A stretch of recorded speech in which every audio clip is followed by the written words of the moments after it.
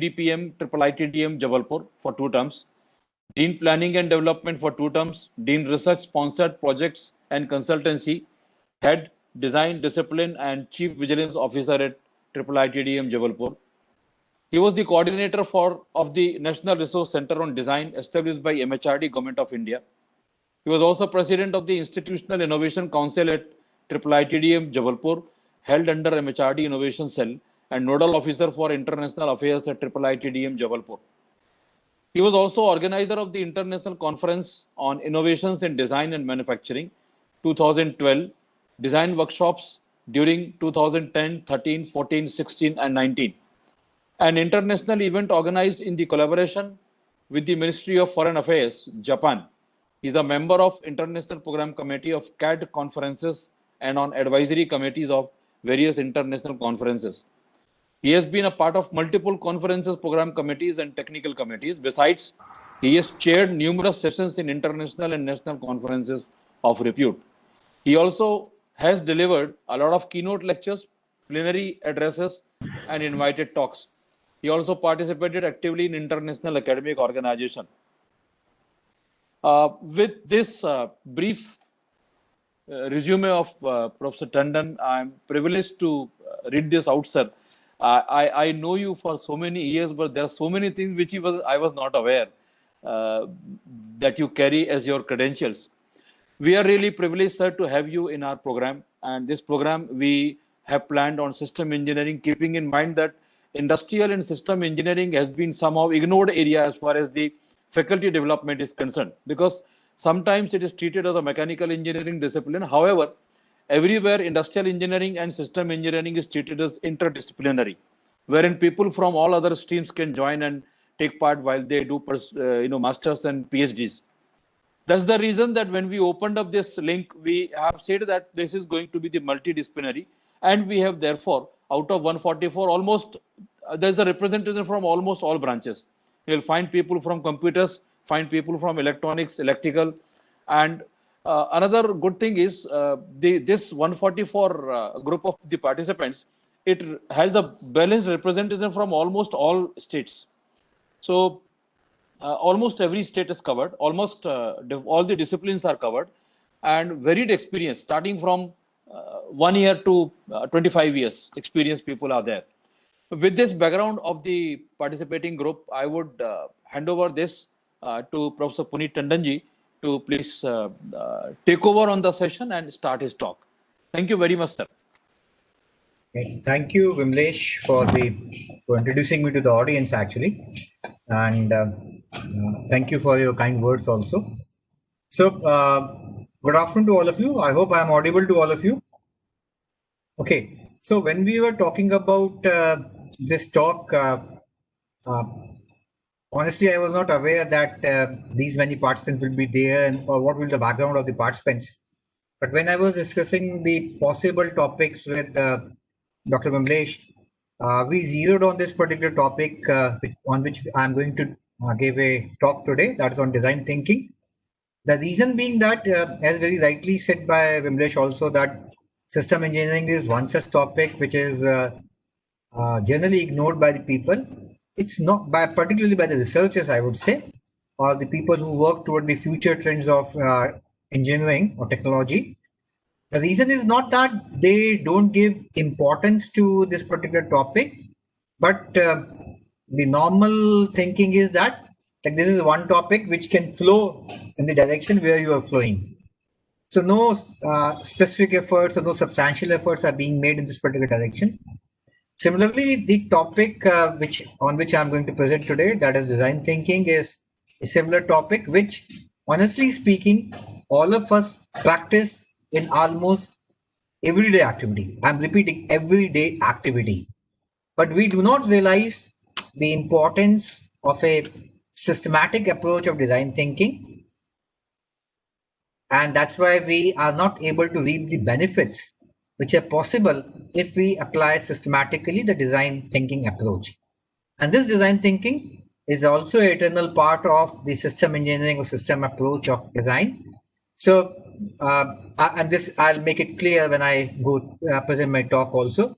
So even for system engineering domain also, we require design thinking. And when we do design thinking for that, probably we'll be able to improve a lot in the throughputs of any organization, whether it's educational organization, whether it's industrial organization, whether it's service organization.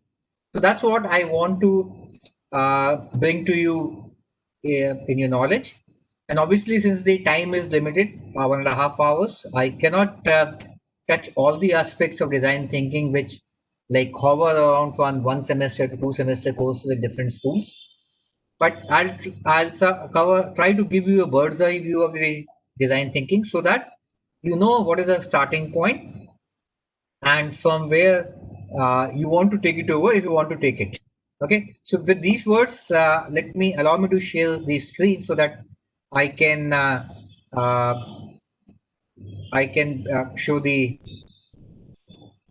my presentation to you.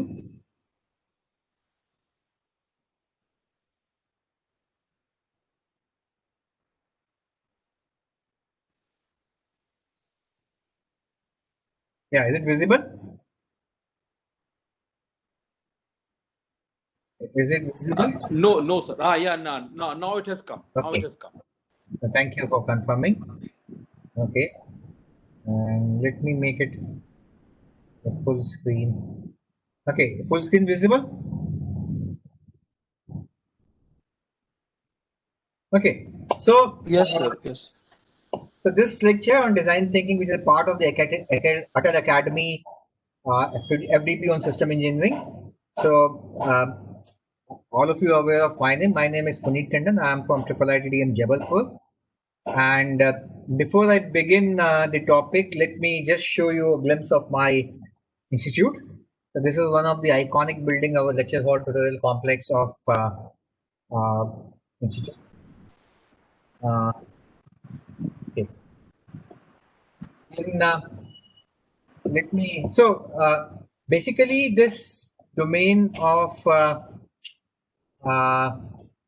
design thinking, it's as I told you, it's not a very new domain. It's not very old domain. Also, the only thing is that it was not practiced as per the its capabilities actually. So it was started mainly by the management schools, then taken over by design schools, and now it is a part of the curricula of most of the engineering schools. And why only engineering schools? If anybody has gone through last year, even CBSE has also introduced one course on design thinking in class 11, 12, an optional, which like rather than computer science or any other course, the student can opt for a course on design thinking also. So what is the hallmark and why in some time in recent few years the people have given importance to this particular course or this particular topic? The reason is innovation. There's a lot of focus on innovation. Even if you hear our Minister of Education also, he also keeps on talking very frequently on Navachar. And like for example, everybody knows about NRF ranking. It gives a weightage to innovation. The ARIA, which is Atal ranking of institution for uh, innovative research, that's mainly focused on innovation only. So innovation is one aspect. Creativity is another aspect. Now many people tend to think that creativity and innovation are same, and they are not wrong, totally wrong in that particular aspect. There is a lot of similarity between innovation and creativity, but there is a thin line difference between innovation and creativity also. The basic purpose of innovation is value addition. So that means is normally applied to products or processes where the value is added. And when we say value is added, that means people needs or aspirations are being fulfilled and people have a tendency to buy or purchase that particular product. That's a very important component. I'm repeating what I said just now. So it's a process of making an idea or invention into a good or service. That means we are adding value and for which customers will pay. So howsoever innovative your idea is, howsoever innovative your thought is, howsoever innovative your product or service is, if customers are not willing to pay for it, there's somewhere like somebody is speaking and because of which my voice is echoing it. So if the customer is not willing to pay for it, that's not classified as innovation. So that's one very important differentiation or underlining of the process innovation, that people must be ready to purchase that particular product. People must be willing to buy that particular product. So, and creativity, like all of us know, like creativity is anything which we want to do differently. Like many times in our school days, also we have been doing very mischievous techniques, mischievous tricks, how to harass the teacher, how to maybe harass your friend. I remember like one of my schoolmate, batchmate, classmate, he was very fond of shooting through the different angles, and he feel pride in throwing a piece of stone in breaking the lamppost, which was all covered by wire grill and at a substantial distance away. And honestly, he used to be successful a lot of time. Now, I'm not appreciating that act. Please don't take me wrong. But yes, that was a creativity. The way he used to give trajectory to the stone, and that in spite of the grill, the piece of stone will fly through the grill and break the lamppost. That was creativity. But that was not innovation, because nobody will go and give money for it.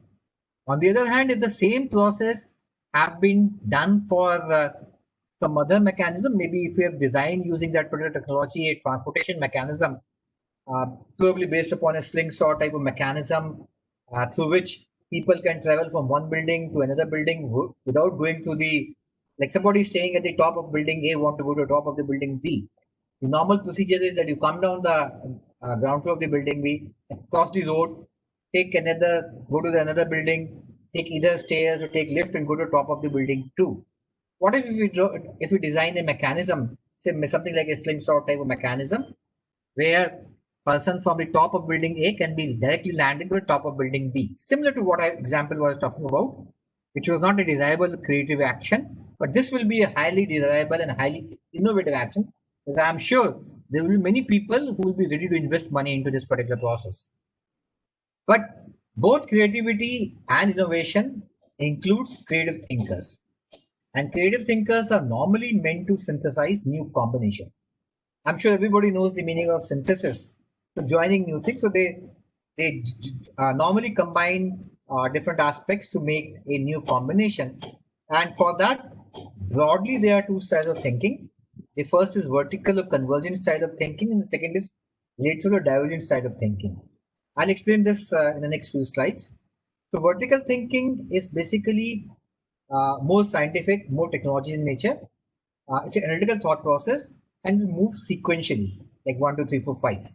Lateral thinking is non-sequential, normally move in the same ground level, same platform, and it can move in any arbitrary direction and keep on synthesizing unless several solutions appear. So it is something like from 1 I can jump to 9, from 9 I can come to 3. So it can be like 1, 9, 3, 7, 2, 4, something like this. Or maybe even why I even start from 1. It can be 5, 7, 3, 8, 4, 6, something like this particular process.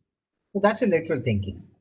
Now, if I show you this particular figure, what is the first thing which comes into your mind?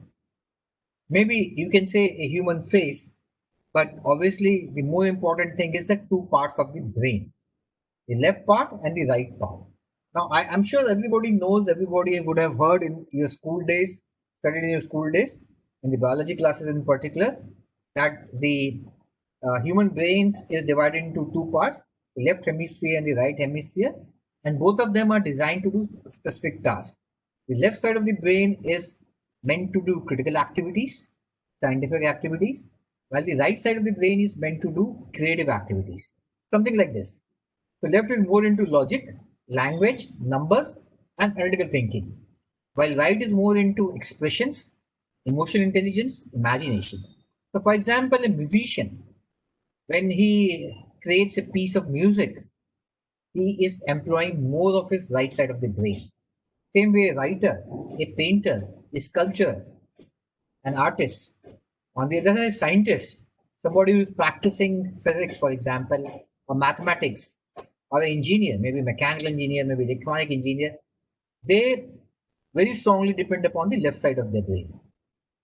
So if I broadly classify, the left side of the brain is more logical, analytical, judgmental, while right side is more generative. Left side deals with linear, while right side deals with associative brains. Left side is like, as we study in our school or college days also, it leads to one solution. So we always know 2 plus 2 will be 4. But when you talk of to an artist, 2 plus 2 can be 4, it can be 3.9 also, it can be 4.1 also. Left side deals with only relevant information. Right side even take fictitious information also. Left side, the thought process is more sequential, rule-based. Right side, the thought process is very much random. The left side talks of it's a convergent, while the right side is more divergent. And as I told you, people who practice science, engineering, technology, they are more into using the left side of your brain. Yeah, somebody is raising their hand. Yeah, Pranam. Somebody has raised the hand actually. Is there some question? Okay, no question, let me continue. While the right side is more into arts, aesthetics, social sciences. So if we look back to this image or this table, that means the creativity is meant for the right brainers. But I have put with a question mark, and that too a red colored question mark. That means I am doubting the statement as such which I have made now. So, but before answering the question, I would like to ask you, which one are you? A left brain person or right brain person? Can anyone quickly answer? I think most of the audience is from engineering background. So everybody will agree that it is a left brain person. Somebody answered right. Are you from a sociology or arts background? So again, left. So I said most of the people will agree that it's a left brain. Yeah, you are a left brain person. Uh, and look at the differentiation also. Left brain is more like wireframe drawings, very clear. Right brain is very clumsy, a lot of colors, and it's not easy to make out which color ends where. Or if I give you a point, it will be very difficult to answer what is the color at that point of time. But that's a very interesting analogy also. Before answering, again, I have opened two questions. I'll come back to this question maybe a couple of slides later. So if we go to the cognitive studies, so this is the same what I told you. The left hemisphere is more into analytical, logical, and sequential in nature, while the right hemisphere of the brain is more into relationship. The emotion is a part of the right hemisphere, integrating and synthesizing information, and even more into intuitive sides. So intuition is more a task of the right hemisphere of the brain. Okay, so as all of you have said, the scientists and engineers are often characterized as being left brain people. But the answer to that particular question mark is there is no reason why one cannot be a whole brain individual. And that's the hallmark of my talk today. I want you to understand that despite the fact that we more use our left brain because we are more into science and technology, we should be also trying to use equally, or if not equally, as much as possible, the right hemisphere of the brain also. Because ultimately, we are all engineers. And when we say engineers, that means we have to design creative solutions. We have to make creative or innovative solutions, which is going to fulfill the aspirations of the people. So if we are not going to fulfill the aspiration of the people, or good designers or engineers or technologists we will not be successful. It is something like that you are feeling hungry and you're feeling very hungry, you have not taken since yesterday either lunch or dinner, and I take you to a restaurant and I can say that whatever you want to eat, please eat. What do you like to eat? Obviously, you like to eat, like, I trust that most of us are Indian. So you like to have maybe some vegetable curry, you like to have some bread, you like to have some dal or pulses. Okay, maybe somebody will some from South India will like to have curd. But if I say no, I'm not going to give you these things. Please have maybe cake or maybe gulab jamuns or maybe ice cream. You will not like to have it, despite the fact that probably you may have taste for that. Because the reason is that you're hungry and your hunger will be fulfilled by a proper meal. So if we are trying to give a person who wanted to have an apple, and rather than giving an apple, we are trying to give him an orange, or maybe rather than an orange, even we say, why don't you take a cricket ball? Then he's not going to take your solution. So the underline is that we have to produce products as engineers and technologists which the people want. And for that, we need to use our whole brain. So creativity is equally meant for all the left brainers with a creative spark. So that means all those left brain people, mainly scientists, engineers like you people, if you have a creative spark, if you are creative, then basically you are using both the left side of your brain and the right side of your brain. And that's where the role of design thinkers come into picture, because design thinkers are the people who are trained to make a difference. So unlike a common engineer, a common artist, or a common scientist, or a common music player, design thinkers not only not only engage the both parts of their brain, but they are basically meant to make a difference to the society. Their entire task is for the betterment of the society, and that is through problem solving. So, in short, I can say design thinkers are people who are specialized in problem solving. Now, this again seems to be simple.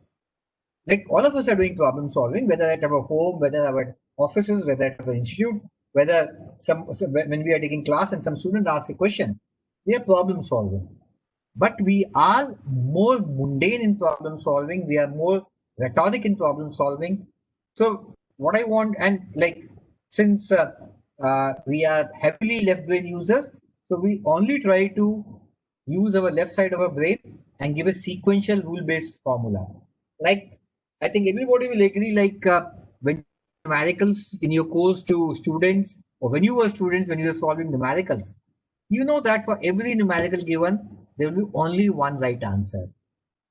Unfortunately, many of my colleagues who are a part of this audience, when they are asked to check the answer of the students given to them, they mainly check the answer of the numerical given to them, and the answer is not correct. Many of us will give straight away 0 marks. Some of us try to see these steps, whether the student has followed the correct steps or not, and give some marks for these steps.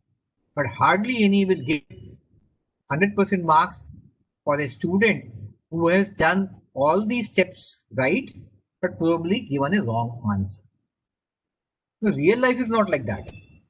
Real life doesn't have one correct answer. Real life has multiple answers.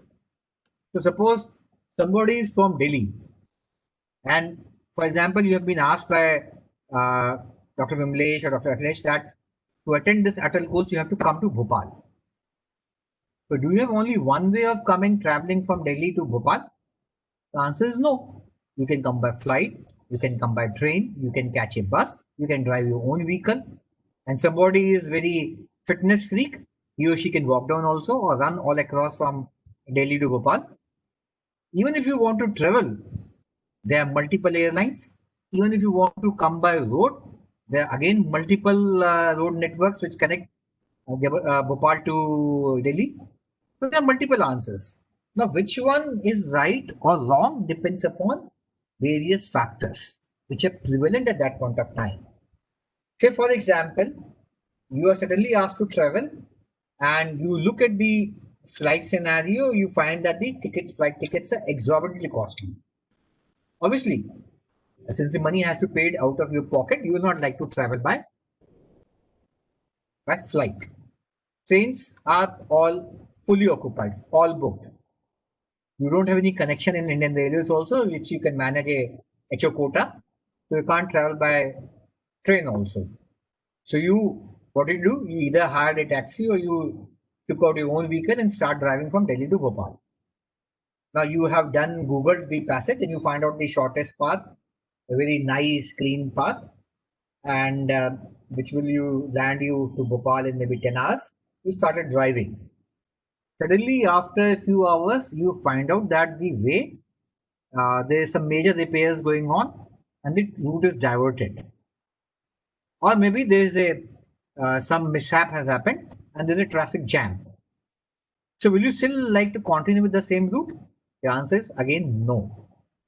Because you have to take a decision. You can't keep on waiting. So you'll take alternate way. Among alternate ways also, there are many ways. There is one way which goes through the village, is a narrow path, shorter path. There's another way which is all clear, big road, broad road, but it's 50 kilometers extra. Now, which one you will take will again depend upon multiple situations. So what I wanted to tell you is that in real life, there is no one correct answer to any problem. There are multiple correct answers, and you have to find the most optimal solution, which depends upon various factors. And one of them, very important, is that time. And that's why we don't use the word the best solution. We use the most optimal solution.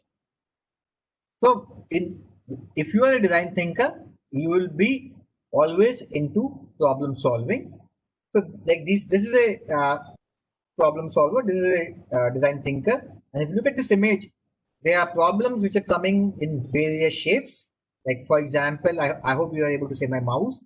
There is maybe a desktop. On the other hand, there's a mail, there's a laptop, there's a mobile phone. So problems are coming from left, from right, from this way, from that way.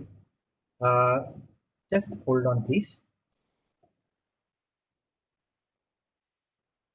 So this is the way. Hello, hello. हाँ दे दो उसको दे दो उसको मैं थोड़ा class में हूँ हाँ ले लो इसको जो दे रहा है बाद में बात करें So you can see the problems are coming from all directions in all manners, and it's become very tough at times to find out like what is the correct problem actually. So, but one very important rule of design thinking is that never solve the problem you are asked to solve. The big question is why this statement is there. The reason is that most of the time problem which is given to you is not a correct problem. The person, the people, the industry, the customers, the client, whosoever has given you the problem, they themselves do not know what is the correct problem. And that's one of the artifacts or preamble of even system engineering also, that you have to understand the true flow of the system. So I'm again repeating. So if somebody is giving you a problem, as a design thinker, you should not be solving the problem which is given to you unless and until you make out whether the problem given is correct or not. The important is solve the correct problem. So first find out what is the correct problem. Unless until you are sure that the problem which is given to you is correct, do not make any attempt to find solution.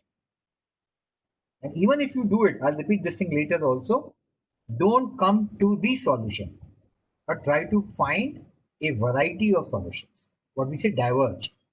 But let us confine at this point of time to this statement. The most important thing is that you have to solve the correct problem. And that is only possible when you think what is wrong with the given problem. So that's why even the role of design thinker comes into picture. So this is like a design thinker. who rather than straight away trying to solve the problem, trying to understand what is the correct problem before he or she starts attempting to make a solution to a given problem. But again, question is that when we say design thinker, like why only design thinkers? We talk about design thinkers who are basically problem solvers or who are basically correct problem solvers. The primary reason is that design leads to creativity. So design thinkers, they are supposed to give innovative solution, which is only through creativity. And creativity's hallmark is synthesis. So unless until you synthesize the solution, you will not be able to give the correct solution. And this is how we say that like what let me take one step off and tell you one very interesting thing.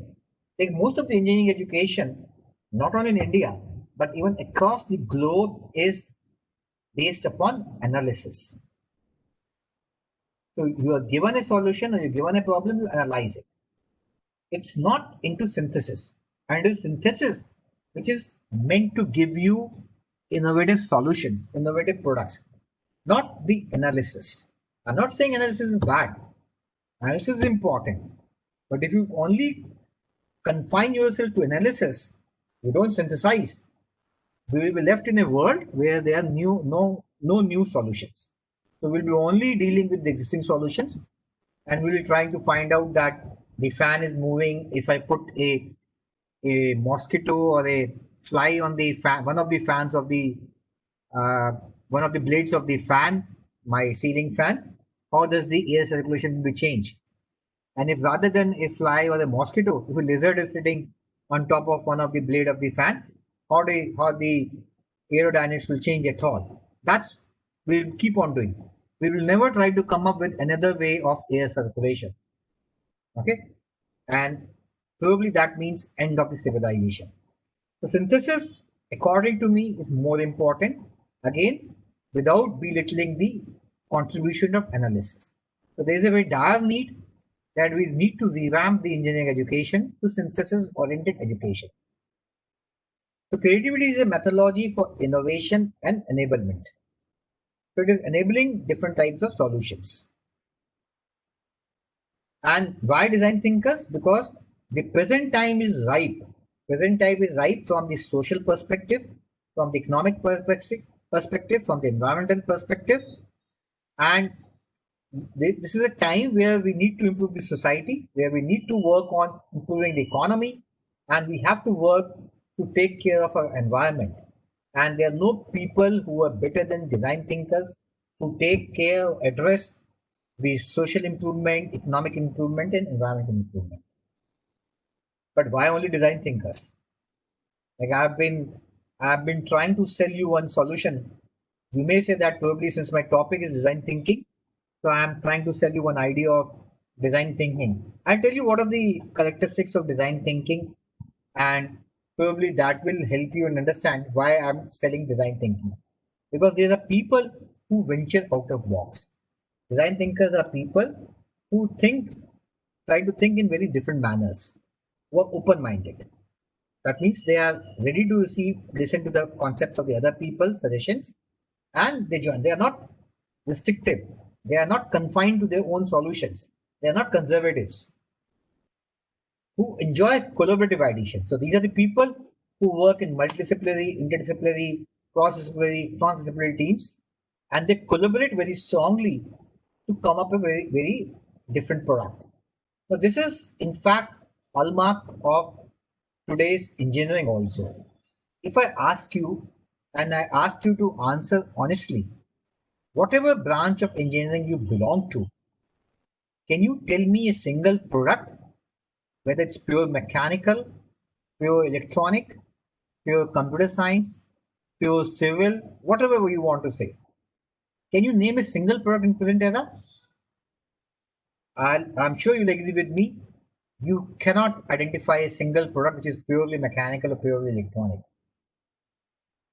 The answer is that the era of compartmentalization of engineering education has gone, and we have to join hands We have to shake hands. We have to work in collaborative teams to come to a solution to a product which requires multidisciplinary approach. To take example of mobile phone. Mobile phone primarily works on communication engineering, which is domain of forte of electronics. But you have to manufacture it. These mobile phones are smartphones. You have to do embedded programming, computer scientist. You have to make it beautiful because there are so many phones which are coming, and people like to look like to purchase a phone which is aesthetically pleasing. The role of designer comes into picture. The role of artist comes into picture. To take any product, it will be a multidisciplinary product. Design thinkers are people who have not only an eye on the product, but an eye on the future also. What people will be requiring in maybe 6 months down the line, in 1 year down the line, in 2 years down the line, in 5 years down the line. Because it's not that people want a solution to their problem now and in a jiffy. You don't have a wizard bag from where you can take out one solution which will help meet the people their aspirations. You require time to design and manufacture a product, and it's a long phase. Like nobody knew that COVID is going to hit.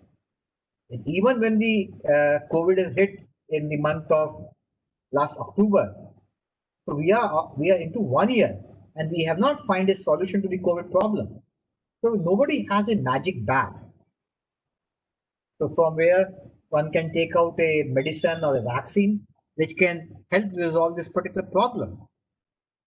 That means we have to think on similar problems which may come and attack mankind in future also, and we should be ready for that. No, I'm not saying that we'll be able to solve all the problems, but at least we should be ready. So we must have an eye on the future and who have a passion for change. It seems to be a simple line, but that's a very important line. So unless until you have a passion for innovation, you have a passion for change, you cannot do it. For coming out an innovative solution, let me be very blunt.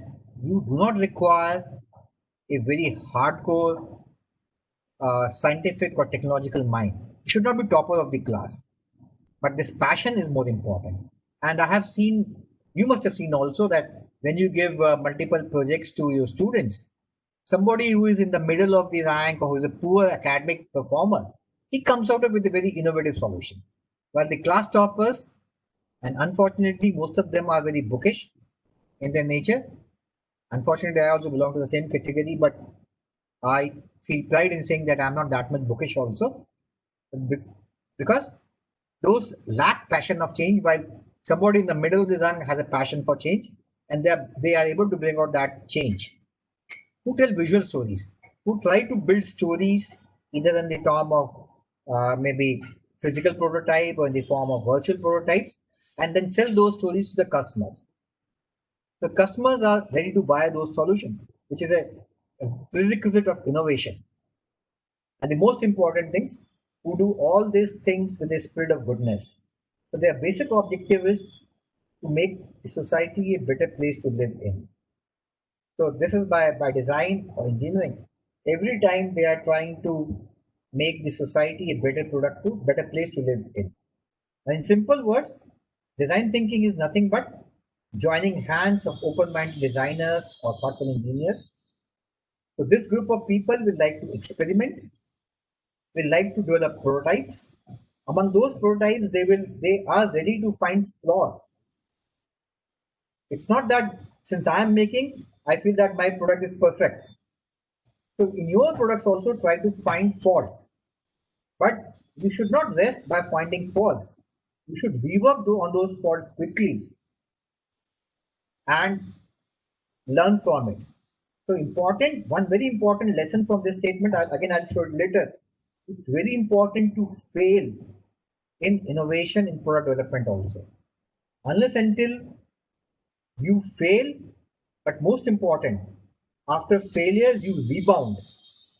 You cannot be a good innovator, you cannot be a design thinker, you cannot be a successful product mentor or successful product developer.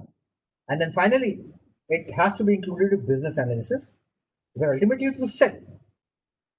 So, and sell with the profit, not with loss. That's what design thinking is all about. So in the process, better products are launched into the market, which will make people more satisfied, and that's what we call as successful innovation. A successful innovation is innovation which is taken hands down by the people. Okay, so people are like, for example, something like when Apple launches its next generation mobile phone or watch, people stand up in queues for 24 hours all across the world, so that as soon as the Apple store opens, they can buy their product. That's the like an aura of a successful innovation, and that's what even Apple is known for. So basically, what I say is that design thinking is nothing but to augment your right brains. I'm talking for engineers. If somebody is from the science, social sciences background or art background, they have to augment their left brain so that as a design thinker, as a innovator, as a successful person, you apply both, you equally use both the hemispheres of your brain. Okay, that's very important.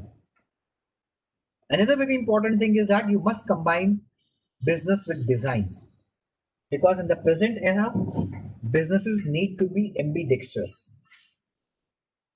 What does it mean actually? Suppose we do not combine business with design. So we have a very successful business. I say that I don't feel like combining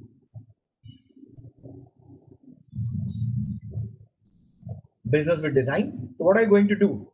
So you keep on making small changes in your product, maybe version 1.1, 1.2, 1.2.1, 1.2.2, and so on, which are what we call as incremental innovation. And sooner or later, the curve will become flatter and your product will die down. So if you have not combined your business with design, it will lead to stagnation and your product will die down. And at most, as I said, you will be leading to incremental innovation. On the other hand, if you look in the reverse direction, if you don't combine design with business, then what are we going to do? So we may lead to a very, very successful innovation. Like my product is maybe 10 years ahead of time. I think everybody would have gone through the Harry Potter. So we have designed something like a Horcrux.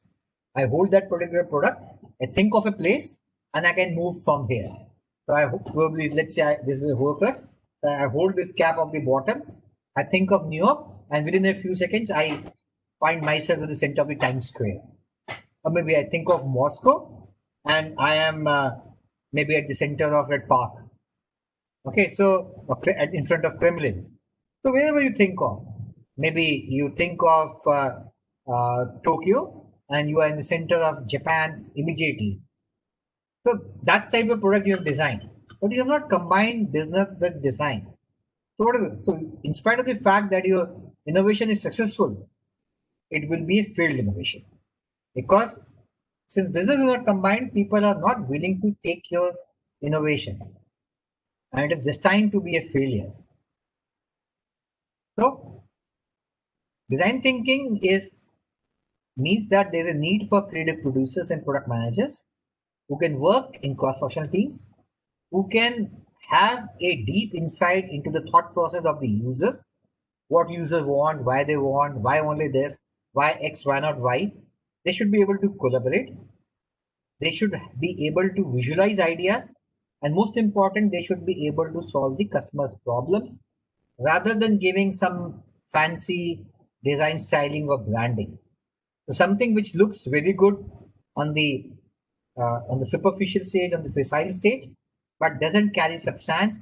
So people may have a liking at the first glance, but ultimately people reject that particular innovation or product. So we don't want that type of thing. So the question is, what is innovation?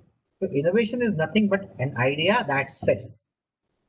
But again, a bigger question is, how do we make sure that whatever I'm innovating is that going to sell? Because everybody knows that behind one success there are hundreds of failures. So what we need to do is that we cannot guarantee that our innovation will be successful, but we have to use the left side of our brain scientific analogy to find out what is the probability of getting one idea as successful. So if we are able to get that idea, if you're able to get that probability, and then depending on that probability, we will take up only those ideas which have a larger probability, the chances of an innovation becoming a successful innovation will be high. So whatever we are innovating, that probably will become an successful innovation. So insights are important that when we are producing or selecting a product, we must try to minimize the cost of failure. And that is only possible when you fail early. And you have to give sufficient time to recoup. You should be able to bounce back. That's very important. Same like what Mr. Amitabh Bachchan is talking about his new show, the new version of the show Kaun Banega Crorepati. Okay, that's very important. So there is you should be given a time to recoup also and minimize the cost of failure. So this is like a design thinking process. So I'll show to you what is design thinking process. So ideally, this is ideal cycle. We start with define the problem. Let's be silent on this V word and come back to it later. So we define the problem and then we go for need assessment and benchmarking, where we understand the user, we understand the design space. Design space is the domain where we have to provide solutions. Like if we find that most of the people want to have entry level cars, so we'll be designing solutions for maybe Alto, i10s, Wagonars type of cars, rather than maybe BMW, Mercedes, or Porsche or Lamborghini type of cars. That's our design space. Then we go for brainstorming. That means we have to ideate the solution. We have to generate multiple solutions, make prototype, that one build the solution, test it. We have to learn it, and based from learning, probably we have to redefine our problem. So this reword comes in the next cycle, and this shows design never ends, and this is cyclic process with no end. So we'll keep on continuing. Still, I say it's the ideal process. So this is ideal process where you have small bubbles which make one bubble, and you know like this is a bubble. This is the bubble which I'm going to solve. But what is going to happen in practice, in actuality? It becomes like this. You have one big bubble which fizzles out. So you do the entire design thinking process and you land up with no solution. So the actual scenario is something like this. So the same cycle, but we don't move in this manner. We can from define the problem, we can go to brainstorming, or maybe from brainstorming, we can go to testing. So these are very random manner. I can also go from define the problem to prototyping, from prototyping testing, from testing back to need assessment benchmarking. And please understand this process, this cyclic process, which I have shown you earlier, is shown by bold lines. As I told you, is ideal. This is more textbookish problem, which we also call as a linear design solution problem. But actual design solution is not linear. It's iterative in nature. And it can be random. So rather than going for the solution 1, 2, 3, 4, 5, I can have 1, 5, 4, 3, 2. I can even have 3, 2, 1, 4, 5, anywhere. So I can start from any point. I can start from here also, end up over here. I can start from here also, end up over here. And I can move in random manners. This is actual design thinking. So this is what the problem solving is. The first and important thing is problem forming, then solving, so that we lead to the product which we want to design. So that means when we say we need to understand what the users want, so that means design thinking is a human-centric methodology. It is a multidisciplinary collaboration. The focus is always on the end user as an iterative process. All these things I have told you until now. But what does it leads to? So what does this box ends up? The question mark. The answer is innovative products, innovative systems, innovative service engineering. And that's why I said that service engineering does include design thinking. I'll show you in next few slides how everything is linked in a system engineering perspective. So design thinking is nothing but a interactive environment, honestly, a vibrant interactive environment, which promotes learning to the designers, to design thinkers, to the users, to the engineers, through rapid conceptual prototyping. So we keep on generating new and new concepts, what we call as ideation. So design thinking is basically creation, means to understand behavior of the people and also need to understand what values we are adding to the solutions. And only when our values are meeting with the behavior expectations of the people through creations, through our creations, we will be able to go for successful innovation, what we call as design thinking. So this is like one nutshell where I say everything is linked with system engineering. So honestly, we normally say there's a product, there's a service. But if let's be honest, we cannot have a single product which is not designed for service. Like for example, one of the finest example is of a product is a car or maybe a scooter or maybe a motorcycle. But that is meant for providing a service. That is transportation service. Look at the mobile phone. Mobile phone is also one of the very interesting product. But that is again meant to provide you a service. That is communication, talking to each other, chatting, maybe photography also these days. Or let's look from the other perspective. Let's look at the service. Take any service.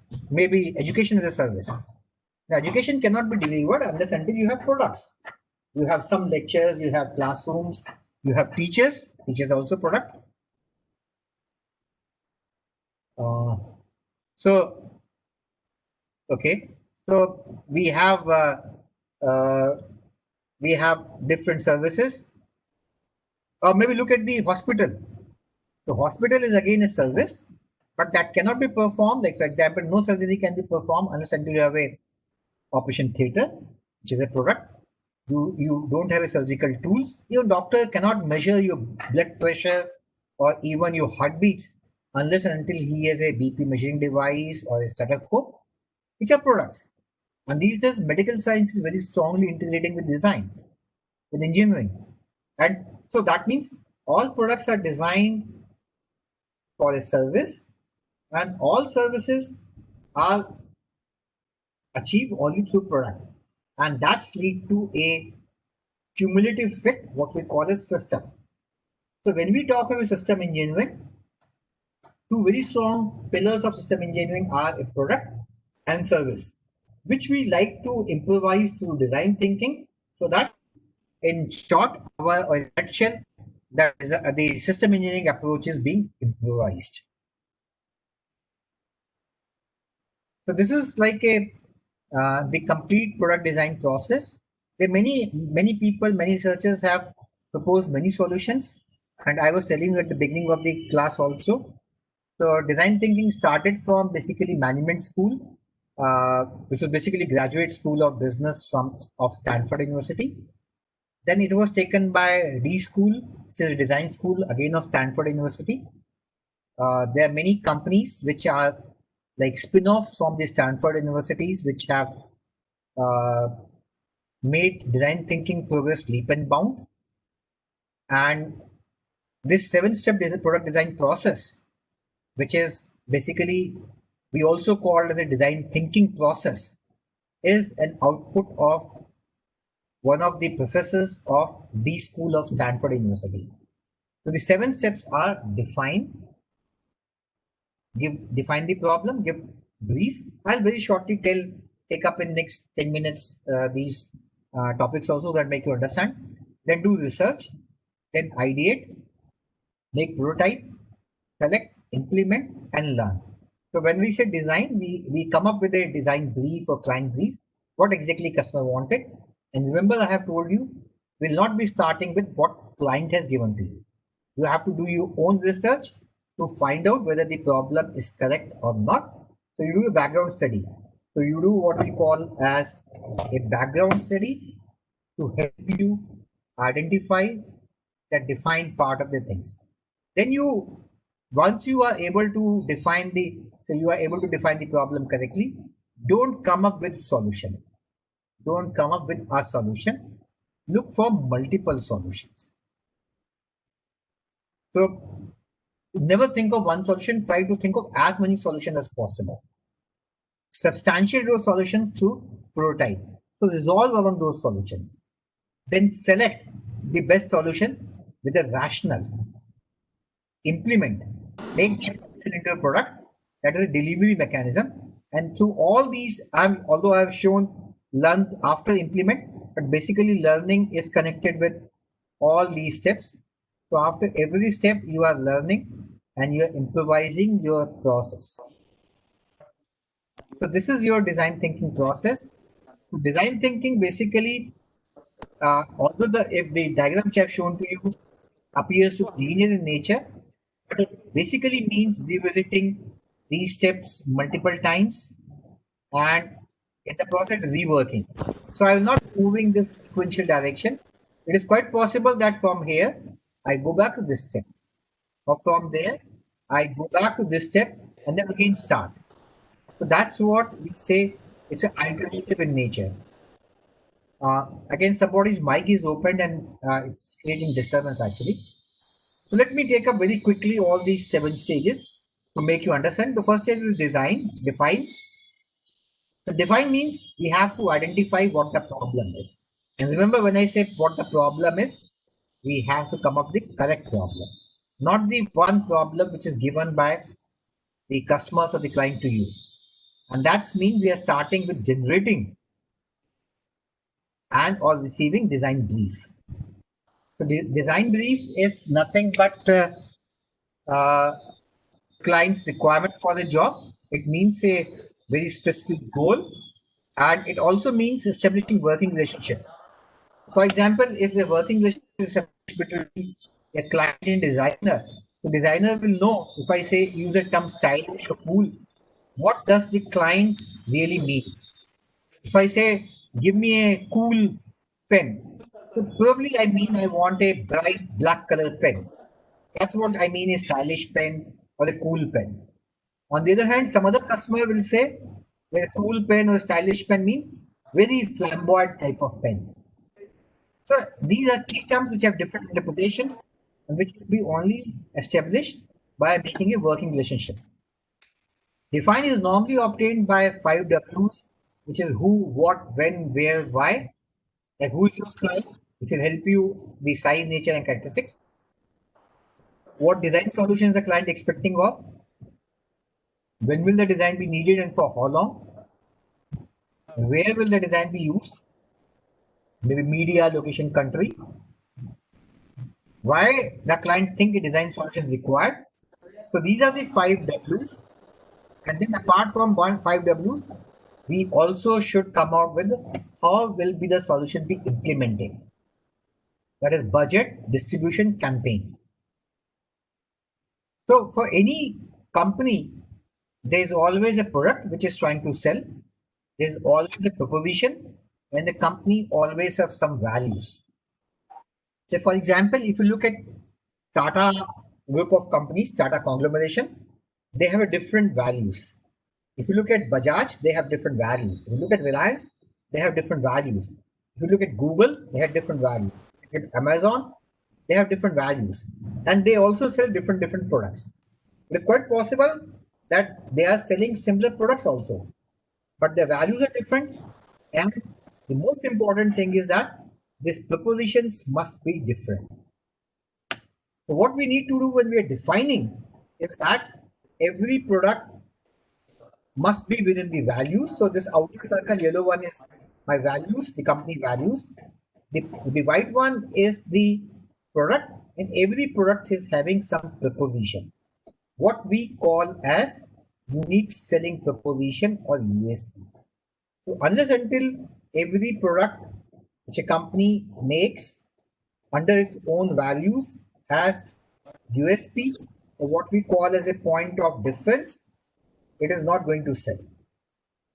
That's very important again for a successful innovation, that every product which you are making must have its own USP, unique selling proposition, or point of difference. Then stage 2 is research, where you try to find out the correct problem and obviously the correct solution. That starts with collecting the background information, which is a primary research, secondary research, and tertiary research. And most important is that it should be connected with a mental model. What mental models of the users, of the customers, what customers want. Uh, Sudhir, please keep your mic off.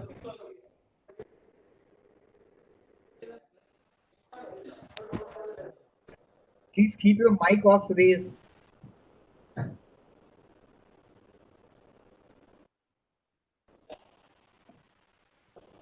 Third stage is ideation, where you make multiple solutions.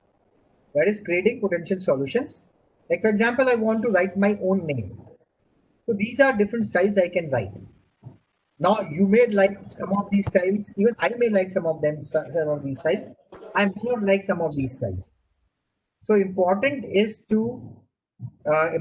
is that we must experiment or visually brainstorm. So experimentation is very important, which allows your mind to wander or your mind to doodle without considering what is right or what is wrong.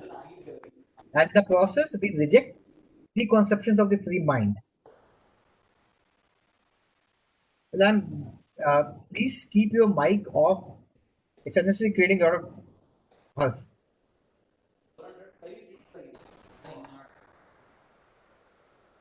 Can somebody put the mic of Mr. Sudhir off?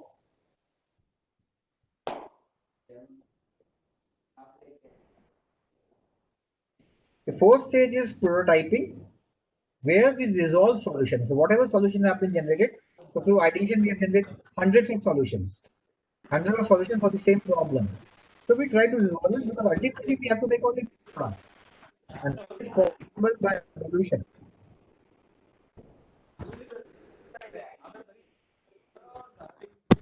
Vilesh Akhilesh online. Sir, Can you please keep Mr. Sudhir's mic off? yes, sir. A lot of noise coming and Yeah, Rakesh is there? Rakesh ji? Rakesh ji? just switch off his mic. Okay. Okay, sir. I will ask Rakesh. Rakesh ji? So we are into prototyping, we are into concept selection. So maybe out of these hundreds of solutions, since we want to make only one solution, we have to select that particular solution, which is going to the best solution. And that's where the selection stage comes. That is to make choices. Then we go for the implementation stage. That means we are designing to deal with the solution as per the design brief. So we make the solution, we go back to the users or the clients to see whether they got the solution of their problem. They got a product which is as per their need or aspiration. Implementation stage of design process is basically putting the product into the actual manufacturing or production stage, getting the product being manufactured, and then is learning, which I told you in the beginning also. As I said in the beginning, it is actually after every stage, all these 6 stages we learn.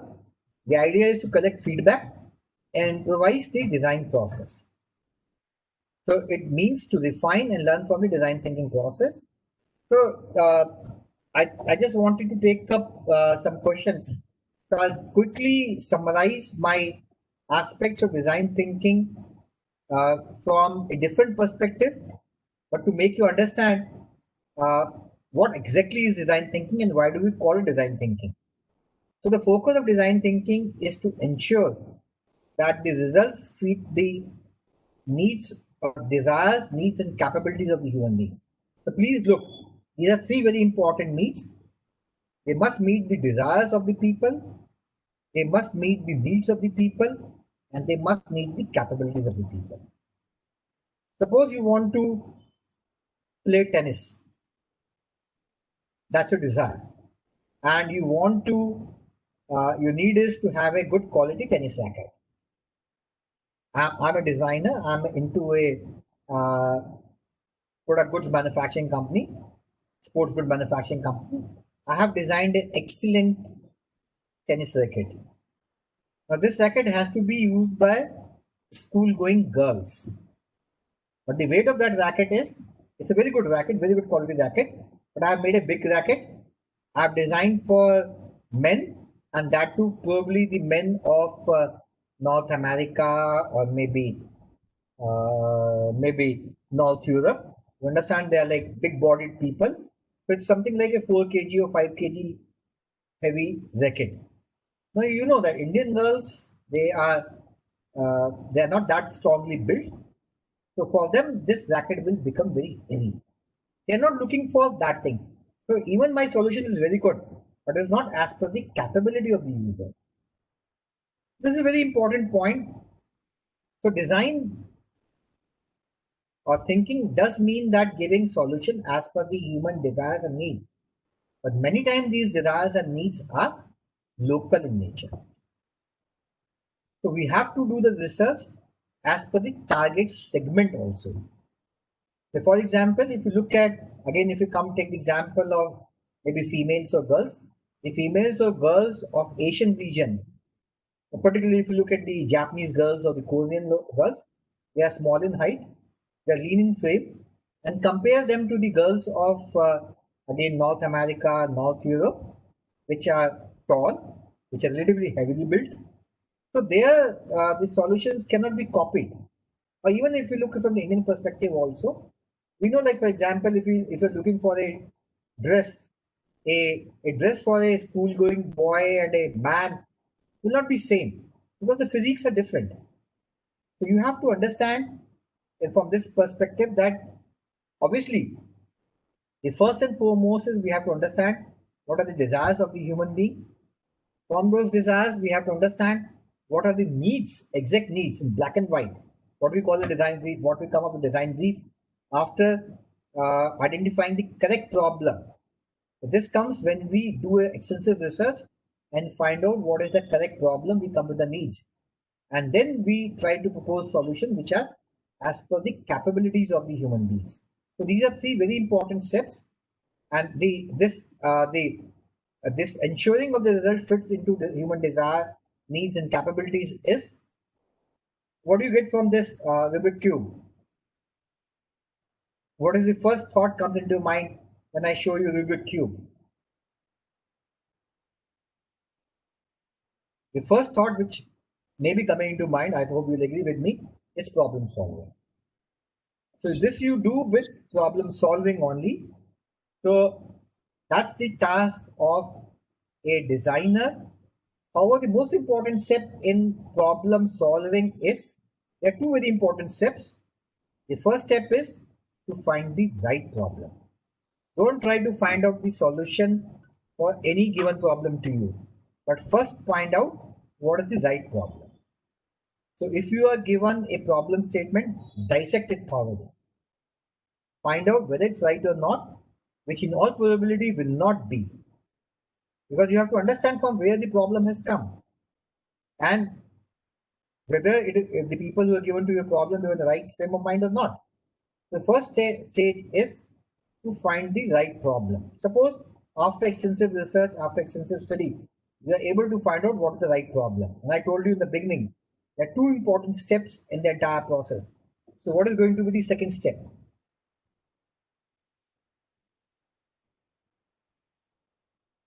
What is going to be the second step? Once you're able to find out the right problem, the second step is to find the right solution. This is, so both these steps require what? When you have to find the right problem or you have to find the right solution. And this will create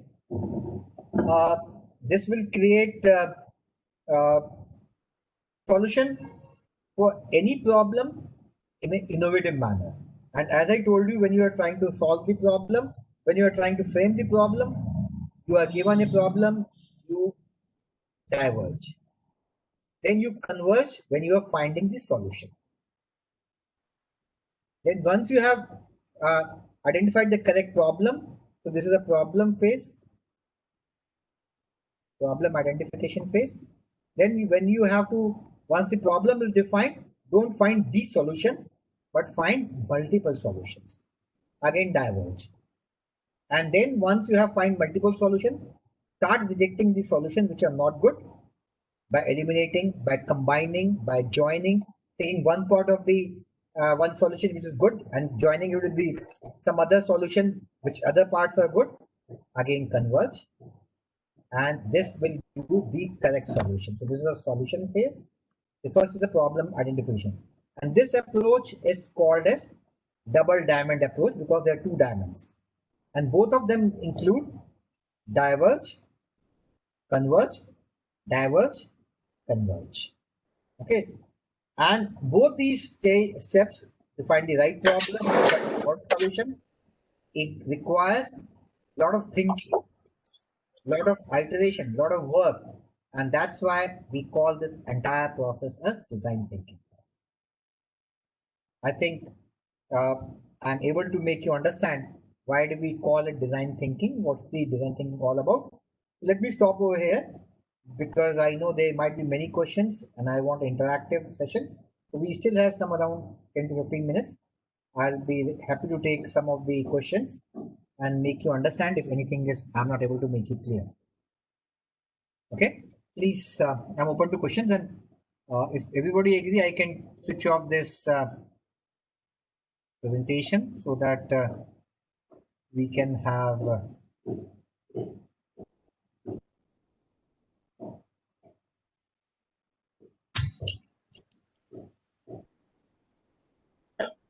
Any question?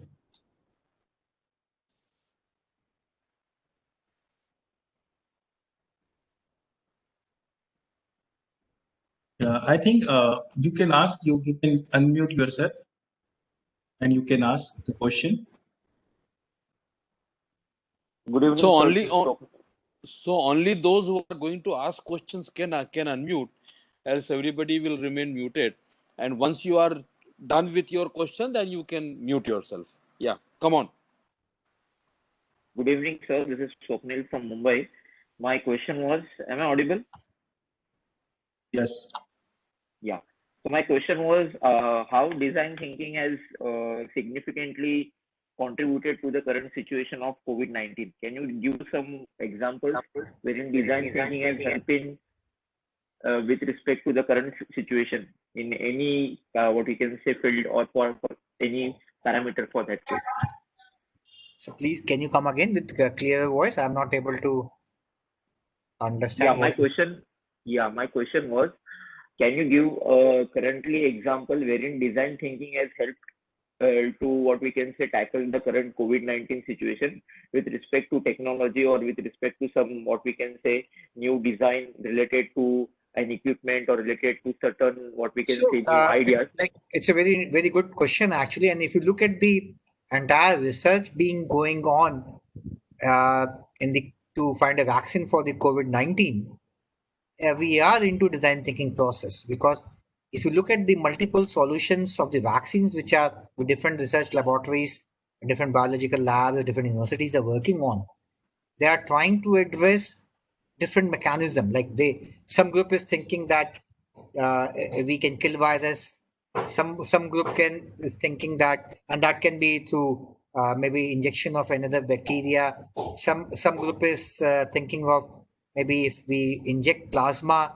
Some group is thinking that if we inject an already similar type of bacteria or virus into the human body, that will be able to kill the provide immunity to the user of that particular vaccine. Same way, if you look at the testing phase also, if you look at RT-PCR, which tested through a swab test, which try to find out the virus in your body, the rapid RAT test basically takes care of the level of virus proteins into your C, and just by identification of the proteins, they try to find out whether you are a COVID positive or a COVID negative person. So in this situation is applicable for all the cases because we are thinking in different manners. We keep on thinking to find. Please understand. Let me make it more categorical to the answer to your question. Actually, so we are into two phases. The first phase is we are trying to find out the correct problem. The correct problem is if you are going to make a vaccine, what is going to do? That's a correct problem.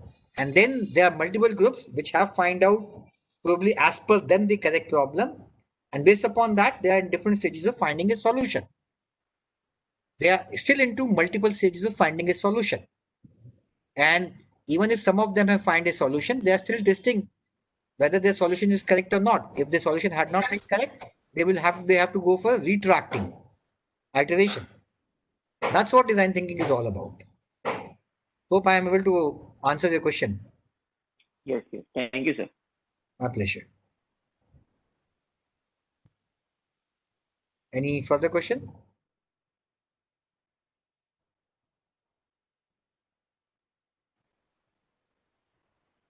Sir, I would like to ask one question. Yeah, please. Yeah, this is Anand Beur from Cummins College, Pune. Actually, I would like to ask, as far as design thinking process, as you explained, specific tools which are different from the conventional type of designing process that we actually use. So, Okay, so just I give an didn't talk example. about in detail the different methods of design thinking, but broadly, there are two methods of design which are also a part of the conventional design process also, but then they are not given so emphasis, so importance. Maybe they are slightly neglected, I would say, and because of which the need has come to go for design thinking. And these two tools or these two methods are one I told you just now, the double diamond approach of design, and second is human-centered design approach. Like everything you're designing is keeping human being into the limelight, into the center. So these are the two tools which modify the conventional design process, what we call the design thinking process, and helps you in making successful innovations or successful products. Okay. Okay, sir. Thank you.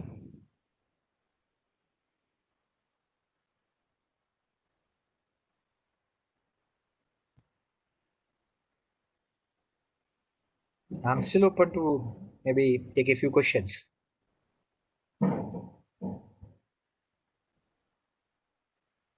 I hope you would have understood my lecture. It may not have gone above your heads. But normally, if there are no questions, that's the common perception that people have not followed anything.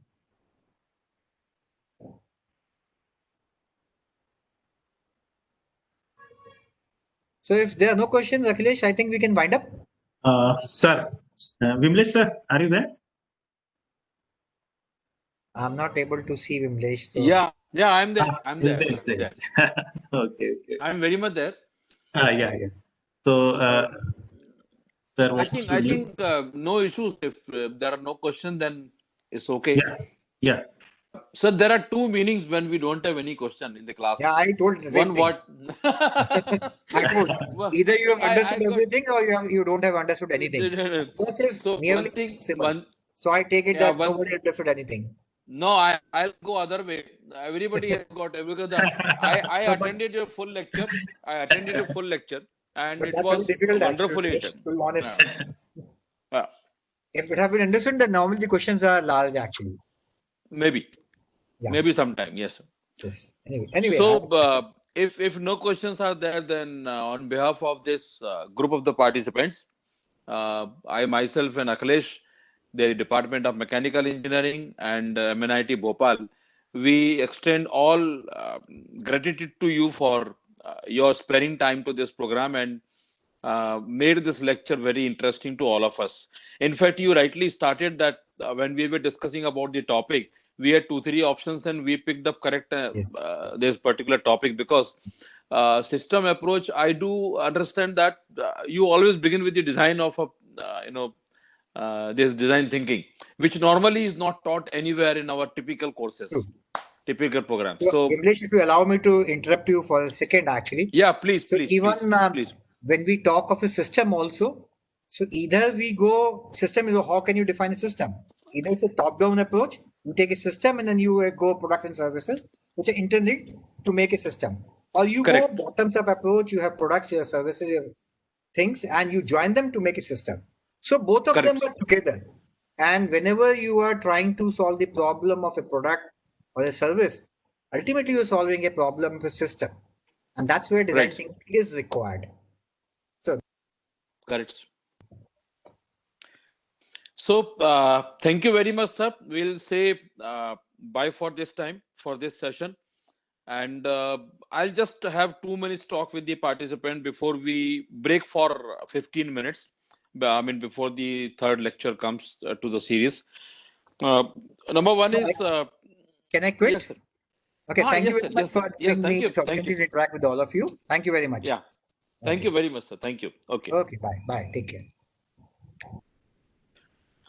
So it was great that, because actually normally my idea of conducting any faculty development program or any kind of such courses, the first hour should be by the faculty coordinator only and only faculty coordinator. Which unfortunately, because the slot that we received, I mean acceptance from Professor M.K. Tiwari was his choice because of his some other engagement where they're lined up and he was not available for the remaining slots.